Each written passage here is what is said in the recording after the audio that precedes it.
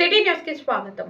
కేంద్ర ప్రభుత్వం అవలంబిస్తున్న కార్మిక, రైతాంగ, ప్రజా వ్యతిరేక విధానాలను నిరసిస్తూ క్విట్ ఇండియా ఉద్యమ స్ఫూర్తితో ఆగస్టు 10న దేశవ్యాప్తంగా జైలు బరో కార్యక్రమం కిసాన్ మోర్చా ట్రేడ్ యూనియన్లు ఇచ్చిన పిలుపు మేరకు ఇల్లందులో సోమవారం జగదాంబ సెంటర్ నుండి బుగ్గవాగు వంతెన వరకు ప్రదర్శన నిర్వహించి రాస్తారోకో నిర్వహించారు. CPM, CPI, CPIML, IFTU, AITUC, CITU, TUCA నాయకులు మాట్లాడుతూ కేంద్ర ప్రభుత్వం వ్యవసాయ రంగాన్ని కార్పొరేట్ సంస్థలకు కట్టబెట్టేందుకు ఇతర దేశాలతో చేసుకున్న స్వేచ్ఛ వాణిజ్య ఒప్పందాలను తక్షణమే రద్దు చేయాలని, కార్మిక వ్యతిరేక 4 లేబర్ కోడ్లను వెంటనే రద్దు చేయాలని డిమాండ్ చేశారు. కార్యక్రమంలో ఎస్కే నబీ, నాయిని రాజు, తుపాకుల నాగేశ్వరరావు, బి సత్యనారాయణ, కె సారయ్య, చంద్ర, అరుణ, రేపాకుల శ్రీనివాస్, కుక్కు సారంగపాణి, ఆలేటి కిరణ్ తదితరులు పాల్గొన్నారు.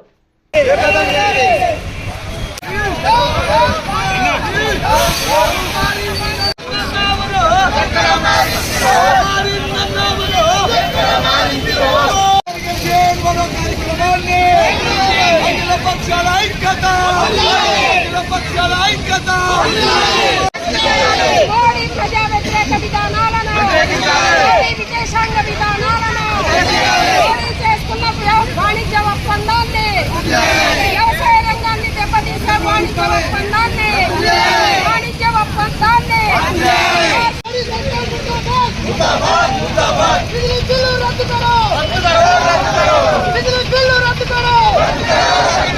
किसान एकता जिंदाबाद, किसान मजदूर एकता जिंदाबाद, किसान मजदूर एकता जिंदाबाद, किसान मजदूर एकता जिंदाबाद, कारपोरेट मुर्दाबाद, कारपोरेट मुर्दाबाद, किसान एकता जिंदाबाद, जिंदाबाद किसान मोर्चा, किसान मोर्चा, मुर्दाबाद मोदी सरकार, कार्मिक कर्षकुల ఐక్యత, కార్మిక कर्षकुల ఐక్యత, కార్మిక कर्षकुల ఐక్యత, కార్మిక कर्षकुల ఐక్యత, బరానా క్విట్ ఇండియా స్ఫూర్తితో జైలు బరానా, జైలు బరానా, కార్మిక कर्षकुల ఐక్యత, పంటలకు గిట్టుబాటు ధరలు, పంటలకు గిట్టుబాటు ధరలు, పంటలకు గిట్టుబాటు ధరలు, చేస్తున్న ఒప్పందాలను వెంటనే, వాణిజ్య ఒప్పందాలన్నింటినీ వెంటనే,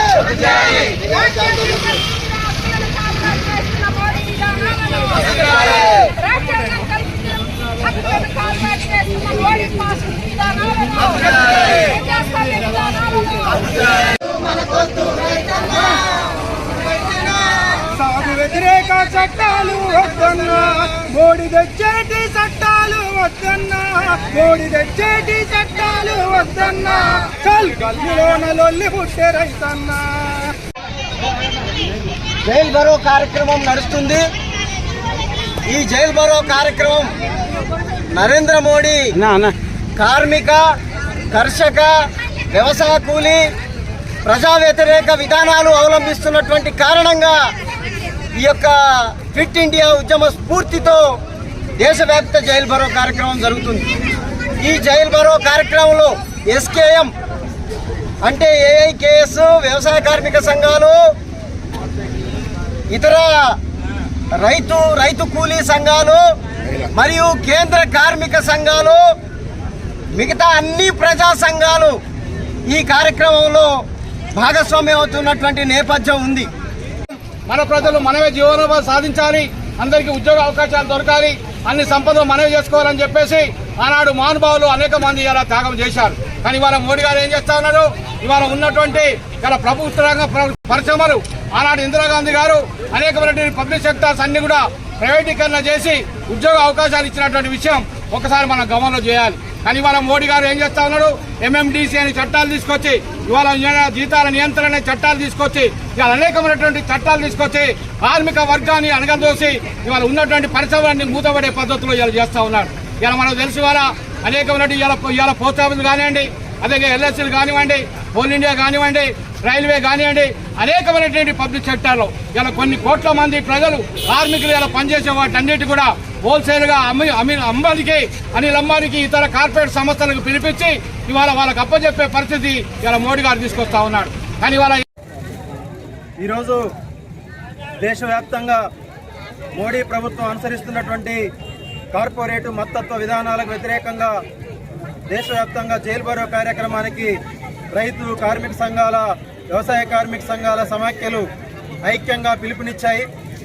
ఇవాళ దేశవ్యాప్తంగా జైలు భరో కార్యక్రమం క్విట్ ఇండియా స్ఫూర్తితోటి విజయవంతంగా జరుగుతూ ఉంది. ఆనాడు బ్రిటిష్ పాలకుల్ని దేశాన్ని నుంచి పారదోలినట్టుగా ఇవాళ మోడీ సర్కార్ని పారదోలాల్సినటువంటి అవసరం వచ్చింది. ఎందుకనంటే బ్రిటిష్ వాళ్ళు మన దేశాన్ని ఎట్లా పట్టి పీడించి 200 సంవత్సరాల పాటు పీడించుకొని తిన్నారో, మన దేశ సంపద అంతా దోచుకుపోయారో, ఇవాళ మోడీ ప్రభుత్వం అధికారంలోకి వచ్చిన తర్వాత అదే పద్ధతిలో మన దేశ సంపదని మొత్తం లూటీ చేస్తూ కార్పొరేట్లకి కట్టబెడతా ఉంది. ఒక్క సహజ వనరులే కాదు, వ్యవసాయ రంగాన్ని, అదేవిధంగా గ్రామీణ ఉపాధి హామీ పథకాన్ని అన్నింటినీ కూడా నిర్వీర్యం చేసే పద్ధతిలో కార్పొరేట్లకు అనుకూలమైనటువంటి నూతన చట్టాలను తీసుకొస్తూ దేశ ప్రజల మీద విపరీతమైన భారాలు మోపుతా ఉంది. అదేవిధంగా ఈ దేశం నీ అబ్బ సొత్తు కాదు, నీ తాత సొత్తు కాదు, ఇది దేశ ప్రజల యొక్క సంపద. ఈ సంపదని లూటీ చేస్తామంటే చూస్తూ ఊరుకోం. ఎర్ర జెండాలన్నీ ఐక్యమై నీ వెంట పడతాం, నీ భర్తం పడతామని చెప్పేసి ఈ సందర్భంగా తెలియజేస్తా ఉన్నాం. ఒకనాడు దేశ స్వతంత్రం కోసం కొట్లాడితే ఈ రోజు ప్రజలు పోరాడి సాధించుకున్నటువంటి హక్కుల్ని కాపాడుకోవడానికి పోరాడాల్సినటువంటి పరిస్థితి మోడీ ప్రభుత్వం కల్పించింది. రాజ్యాంగం కల్పించినటువంటి హక్కుల్ని, ప్రజాస్వామ్య హక్కుల్ని అన్నింటినీ కూడా హరించి వేస్తున్నటువంటి సందర్భాన్ని చూస్తున్నారు. చివరికి పోలీస్ అధికారులు మాతో మాట్లాడలేని పరిస్థితి కూడా ఉంది. ఢిల్లీలో కాక్రోచ్ ఉద్యమం సందర్భంగా ఒక ఏసీపీ గారు నేను అబద్ధాలు మాట్లాడలేదు అని చెప్పి రాజీనామా చేసినటువంటి పరిస్థితి ఉంది. అందుకనే జైలు భరో కార్యక్రమం రైతులకు గిట్టుబాటు రేటు కావాలని, వ్యవసాయ రంగాన్ని రక్షించాలని, కార్మిక కోర్సుని 4 కోర్సుని రద్దు చేయాలని చెప్పి జైలు భరో కార్యక్రమాన్ని నిర్వహిస్తున్నారు. ఈ రోజున సంయుక్త కిసాన్ మోర్చా ఆల్ ట్రేడ్ యూనియన్ల పిలుపు మేరకు దేశవ్యాప్తంగా కూడా క్విట్ ఇండియా ఉద్యమ స్ఫూర్తితోటి జైలు భరో కార్యక్రమాన్ని నిర్వహించాలని చెప్పి దేశవ్యాప్తంగా పిలుపుకోవడం జరిగింది. అందులో భాగంగా ఈ రోజు ఇల్లందులో ఇక్కడ ఈ యొక్క ఆందోళన చేయడం అనేది జరుగుతూ ఉంది.